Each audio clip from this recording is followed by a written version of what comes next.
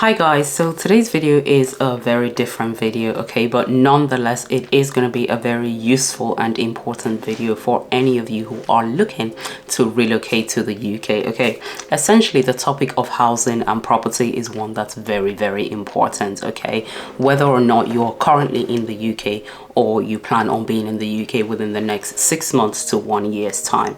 Also, this is actually coincidentally a topic that a lot of you have actually requested that I talk about on this channel. So which is why in today's video, I'm going to be sharing with you guys some of the things I think you should be thinking about, certainly some of the things I'm thinking about in respect to making a decision about whether or not this is the right time to buy or this is the right time to rent a house in the UK. Now, before I go any further, it's important for me to clarify that this is purely based off of my research and my opinions only, okay? So it's important for you to do your research to actually finalize and decide what is the best decision for you. Also, as we go along, please feel free to share any comments down below regarding what is being discussed. If you have any other questions, please also do feel free to leave them down for me in the comment section below. By the way, if you're new here, my name is Tess, and on this channel I share a lot of useful relocation resources for those who are looking to relocate to the UK. If this is the kind of content you're interested in, then do please consider subscribing and making sure you tap the notification bell. We all know renting is generally regarded as the cheaper option because you don't have to actually deal with raising upfront costs such as the deposits and things like the stamp duty fees. However, you might be in a situation where you're currently deciding whether now is a good time for you to actually move over and buy a house, or indeed actually prefer to rent a house here in the UK. Now, I'm going to be sharing with you some of the things I think it's worthwhile considering before you actually make those decisions.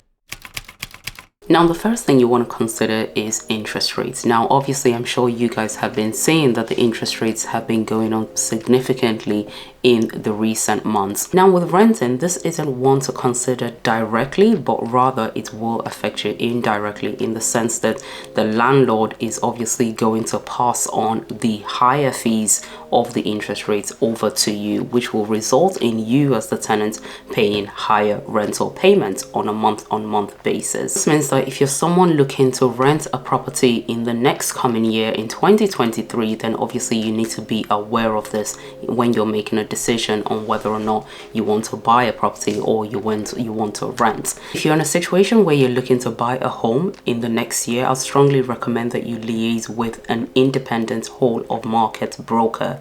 Okay, so basically what these brokers do is that they tend to have access to a wide variety of UK lenders, much higher variety than what you would find on the high street.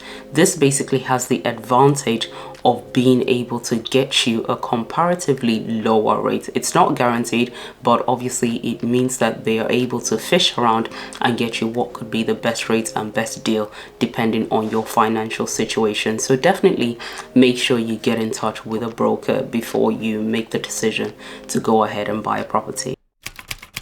The next thing you want to consider is affordability. Affordability is extremely important, okay? We're in a situation right now where a lot of people's jobs are not guaranteed. A lot of people are being laid off and the cost of living has risen significantly in recent months. Now, obviously, if you're in a situation where you're renting or you're looking to rent, you want to make sure that if you're in a situation like that, you need to make sure that you're checking what your rental contract looks like. Are you in a position where the landlord is able to actually increase the rent in the next couple of months, or are you in a situation where actually you have a fixed rental agreement and you're able to actually bank on that irrespective of how high the interest rates actually go up in the next couple of months? So you really want to be thinking about that and reviewing your rental agreement or any kind of rental agreement that you might be looking to sign over the next couple of months.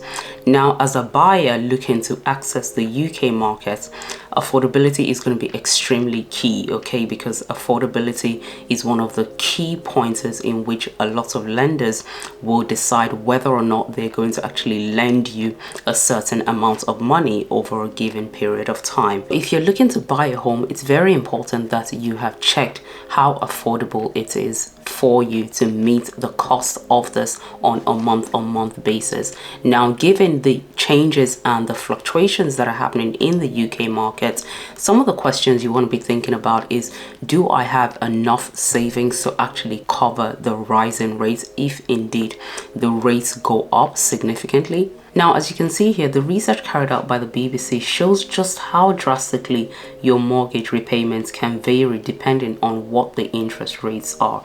Now, typically, someone who borrowed £100,000 at the 2% interest rate would have been paying £424 per month. Okay, this would have been based on a 25-year repayment mortgage.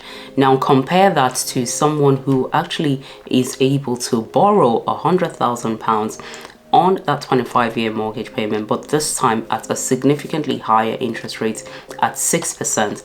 They would be looking at paying well over £220 more. Okay, so obviously this is just to put into perspective just how important it is for you to actually work out what your affordability is like and whether or not you can actually afford it. Do you have any spare cash or spare savings in the bank that you can go to if you need to, or if indeed are you in a position where if you were to lose your job or you don't have any other sources of income to rely on, how would you cover your monthly payments on a month-on-month basis? So these are the kind of questions you really want to be thinking about when it comes to whether or not you can afford those monthly mortgage payments on a month-on-month basis. Alternatively, you want to also be looking at fixed rate mortgage deals, okay, potentially over a longer period of time. So rather than maybe fixing your mortgage deal for a 2-year period, you might actually be considering looking at fixing your mortgage deal over, say, maybe 3 or even a 5-year period.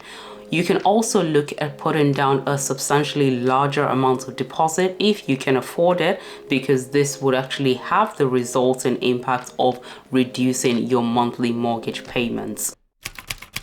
The third thing I want you to consider here is in relation to timing. Now, timing is very, very important, particularly when it comes to the decision regarding whether or not to buy a property or rent a property here in the UK. Now, typically, the UK property market goes through different cycles, okay? So on one cycle, you will be in the buyer's market, and in another cycle, you will be in what is called the seller's market. So depending on what part of the property market cycle you actually find yourself buying a property in, this can significantly impact how much you would be paying for that same property. By buying at the right time, you'll be lucky enough to actually get yourself a discount and save yourself some money in the process of doing so.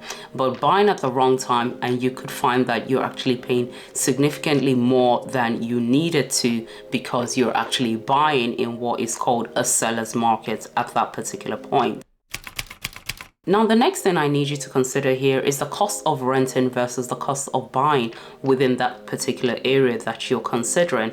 Now, it's important for you to use a tool such as different rent versus buy calculators, which you can find online, which basically take into consideration all the different costs associated with renting and also different costs associated with buying a property over a specific period of time. The whole idea of using rent versus buy calculators is to determine whether it's more cost efficient for you to rent a property or to buy a property in that area that you're looking at over a particular period of time. Be sure to leave a link to a rent versus buy calculator that you can use if you're interested in using this tool down in the description box below.